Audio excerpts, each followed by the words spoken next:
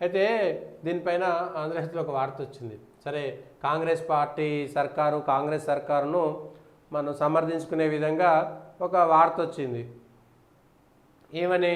దొడ్డు బియ్యం దొడ్డబారం, వాడకం లేదు, పేరుకుపోతున్న నిల్వలు, సన్నాలకు డిమాండు, దిగుబడి తక్కువ, దీంతో సాగుకు అన్నదాతల వెనుకంజ, 500 బోనస్తో ప్రోత్సాహం, సన్నాలకే సై అంటున్నారంటున్న ప్రభుత్వము. అయితే ఇదే మాట మీరు ఎన్నికల మేనిఫెస్టో కోసం మాట్లాడాల్సింది. మీరు సన్నాలకే ఇస్తామని గతంలో మేనిఫెస్టోలో పెట్టి, అరే సన్న ఓట్లు వండిస్తలేరు, అది మార్కెట్లో ఇబ్బంది అవుతుంది, దొడ్డు ఓట్లు పేరుకపోతున్నాయి, రాష్ట్రంలో కానీ వేరే రాష్ట్రాల్లో కానీ కేంద్రం దగ్గర కానీ దొడ్డు ఓట్లు నిల్వలు పేరుకపోతున్నాయి, అవి ఉపయోగం లేకుండా పోతుంది, ఏ రాష్ట్రంలో కూడా ఇప్పుడు దొడ్డు ఓట్లు తింటలేరు, గతంలో తమిళనాడులోనో ఇతర రాష్ట్రాల్లో కేరళలో ఒక 5-6 రాష్ట్రాల్లో దొడ్డు ఓట్లు బాగా తినేటోళ్ళు, దొడ్డు బియ్యం తినేటోళ్ళు ఇప్పుడు తింటలేరు, కాబట్టి మేము సన్న రకాలను ప్రోత్సాహకం ఇవ్వదలుచుకున్నామని, మేము సన్న రకాలను పెంచుతామనేటువంటి మాట చెప్పి, ఇగో దేశ భవిష్యత్తు కోసమే మేము ఇట్లాంటి మేనిఫెస్టో ప్రణాళికలు పెడుతున్నామనే మాట మీరు చెప్పుంటే ఎవరు విమర్శించరు. నిన్న బట్టి విక్రమార్క కూడా ఇదే మాట చెప్పారు. మేము ఎక్కడో ప్రారంభించినాం కదా, ప్రతిదాన్ని విమర్శిస్తే ఎట్లా అనేటువంటి మాట. ప్రతిదాన్ని విమర్శిస్తామంటే ఎట్లా? మేము ఇప్పుడు మొదలుపెట్టినాము, 500 రూపాయలు కనీసం సన్నవడ్లకైనా మేము మొదలు పెడుతున్నాం అనేటువంటి మాట చెప్పారు కదా, కనీసం అదైనా మేము చేస్తున్నాం, మీరు ఎందుకు దాన్ని ఇబ్బంది పెడుతున్నారు అనేటువంటి మాట. సన్నాలకు ఊతం, నాడు బోనస్ ఇవ్వక, సన్నవడ్లు సాగుకు సర్కారు ప్రోత్సాహం, సన్నవడ్లతో బోనస్ స్టార్టు, కోడు ఉన్నందున ఇంతకంటే ఎక్కువ మాట్లాడలేము, తడిసిన మొలకెత్తిన వడ్లను కొంటాం, ఇన్నాళ్ళు డిమాండ్కు తగ్గట్టు లేని సన్నాల సాగు, ఇదే అదనుగా సన్న బియ్యం రేట్లు పెంచుతున్న వ్యాపారులు, సన్నాలకు బోనస్ అని మాట తప్పిన గత సర్కారు. మరి ఇప్పుడు మీరు ఇచ్చినటువంటి మేనిఫెస్టోలో ఇదే మాట పెట్టుంటే ఎవరు విమర్శించి ప్రశ్నించేటువంటి అవకాశము ఉండకపోతుండే. సేమ్ అది మోసం చేసినట్టా కాదా? మీరు వడ్లకు బోనస్ అన్నారు తప్పితే సన్న వడ్లకు బోనస్ అని ఎక్కడ అనలేదు. మీరు వడ్లకు బోనస్ అన్నారు, సన్న వడ్లకు బోనస్ అనలే. ఇవాళ మార్కెట్లో ఇవి 3000 రూపాయల క్వింటాల్ పోతున్నాయి సన్నోడ్లు, మంచి మార్కెట్లో 3000కు పోతుంటే 2300కు మీ దగ్గర అమ్మరు, 2300కు మీ దగ్గర అమ్మరు.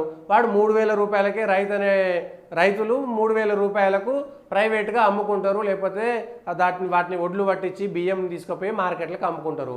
3000 వచ్చేదాన్ని 2300కు మీకు ఇచ్చి 500 బోనస్ కోసం 2000. మరి మీరు ఇచ్చినటువంటి బోనస్ రైతుకి ఎట్లా న్యాయం అవుతుంది?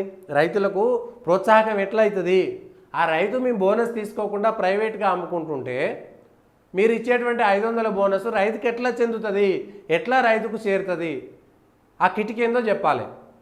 నిజంగా మీరు సన్నాలకు ప్రోత్సాహకం ఇస్తున్నారు కదా, సన్నకు ఒకవేళ ప్రైవేటు వ్యాపారులకు అమ్ముకున్నా సరే, ఇగో సన్నవడ్లు మీరు వండిస్తే మీరు ఎక్కడైనా అమ్ముకోండి, ఇగో మీరు పండించినటువంటి పంట లెక్క చూపిస్తే దానికి మేము 500 రూపాయలు ఎక్స్ట్రా ఇస్తామంటే, మీరు ప్రైవేటుగా ఒక మిల్లుకో ఒక వ్యాపారికో లేకపోతే మీరే పండించి అమ్ముకున్నా పర్వాలేదు, మీరు 2 ఎకరాలలో వండించారు, ఇగో ఎకరానికి 12 పుట్లు వచ్చినాయి, లేకపోతే ఎకరానికి 20 క్వింటాలు వచ్చినాయి, 40 క్వింటాలు వచ్చినాయి అనుకోండి, ఈ 40 క్వింటాలకు మేము క్వింటాలకు 500 రూపాయల చొప్పున మీరు ప్రైవేట్కి అమ్ముకున్నా సరే మేము బోనస్ ఇస్తామనేటువంటి మాట చెబుతారా? 500 రూపాయలు ప్రైవేట్కి అమ్ముకున్నా సరే, ఇప్పుడు గవర్నమెంట్కి అమ్ముకోవాలంటే మళ్ళీ 200 లాస్ తోటి మీరు ఇచ్చినటువంటి 500 బోనస్ వల్ల సన్న ఓట్లు పండించినటువంటి రైతులకు ఎట్లా చేరుతాయి అనేటువంటి విషయాన్ని స్పష్టం చేయాలి. మరి అధికారులు, మంత్రులు ఈ విషయాన్ని స్పష్టంగా చెప్పాల్సినటువంటి మాట ఉన్నది.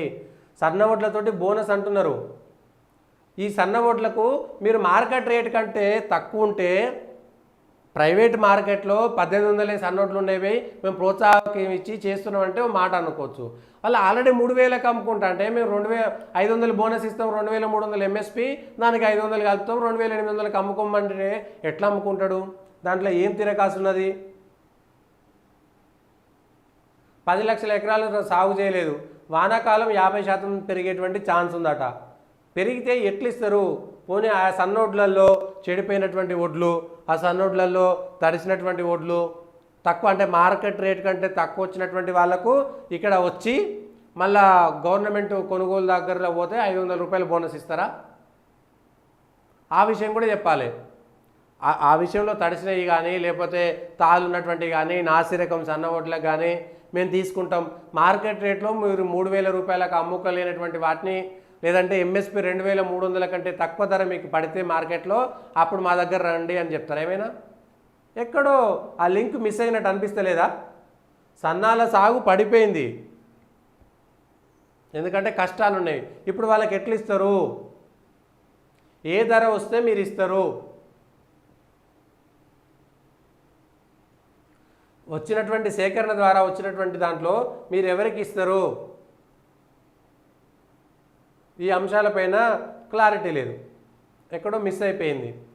సో ఈ క్లారిటీ కూడా ఇవ్వాల్సినటువంటి అవసరం ఉన్నది. ఈ అంశాలపైన కూడా క్లారిటీ ఇవ్వాల్సినటువంటివి ఉంది. సన్న వడ్లతోటి 500 బోనస్ హామీని ప్రారంభించినాము అని అన్నారు. ఈ 500 బోనస్ ఎట్లా ఇస్తారు? గత ప్రభుత్వం 7031 కొనుగోలు కేంద్రాలను ఏర్పాటు చేస్తే మా ప్రభుత్వం 7245 కొనుగోలు కేంద్రాలను ఏర్పాటు చేసింది. 214 కేంద్రాలను ఎక్కువ పెంచింది.